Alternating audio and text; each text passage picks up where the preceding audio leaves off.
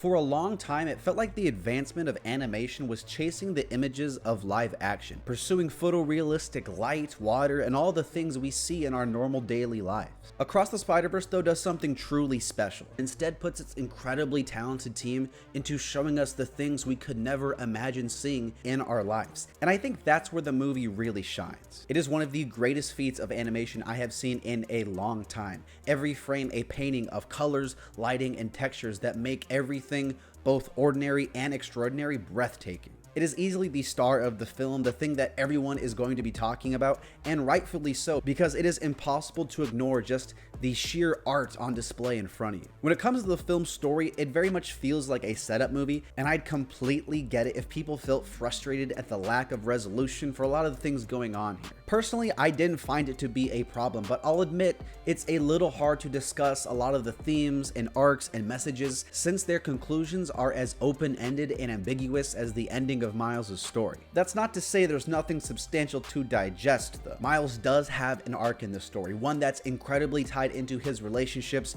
with his mom Rio and Gwen, two characters who shine so much brighter in this film than they did in the first, even with their lack of finality. Across the Spider-Verse touches on something relatable for everyone, that relationship between child and parent. And this is the area I think Gwen just stole the show for me. Her relationship with her dad being one of the most heartbreaking and yet relatable dynamics in the film. Shameik Moore and Haley Steinfeld are fantastic in the film, as is the rest of the primary cast: Luna Lauren Velez, Brian Tyree Henry, and of course Oscar Isaac. Miles' parents are great because they feel like real people outside of their identity as parents. Certain lines in this movie felt like they were just stolen right out of the mouths of my own parents, and I think that's really cool to see. In order for the movie to hit, we have to see ourselves in Miles and our parents in his, so that by understanding Jefferson and Rio, we'll better understand our own parents. A message I think is fantastic for a younger audience. Outside of this though, a lot of the themes from the first film carry over into this one, particularly finding yourself in the world, doing what's right, and how you fit into certain communities. Speaking of communities, the Spider-Verse itself is incredible. It is a treasure trove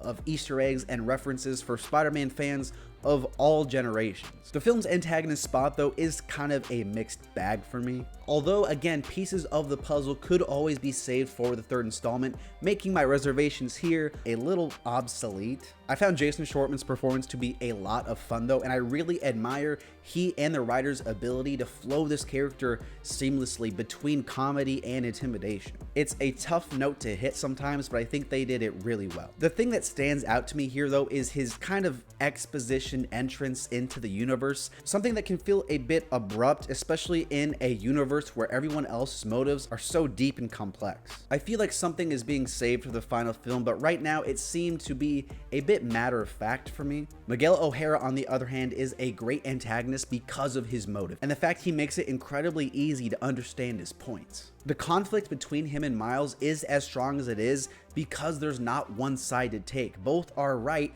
yet against each other in an argument that's definitely gonna make you think. Ignoring a decent dose of plot armor for Miles, the whole chase sequences with him and Miguel, everything in that regard is fantastic. The setup at the end though is really cool. It gives you a few things to be nervous about, a few things to be excited about, and while the ending has a lot to set up, sometimes it feels like it went on a little long, a little Return of the King style. At the end of the day, Across the Spider-Verse is a fantastic penultimate film for this franchise, and while a few small nitpicks can be found here and there, the overwhelming amount of highlights makes them easy to forget. For me, those nitpicks were small, and while some of them can be clarified in the third film, as of right now, they still stand. The film keeps the overarching themes from the first film strong and alive, while also introducing a lot of really cool things to enjoy and reflect on. A lot of my feelings on this story depend on the resolution in the third film, but this one still holds really strong on its own and proves to be a great experience for everyone. I'm gonna give Spider-Man Across the Spider-Verse an 8.5.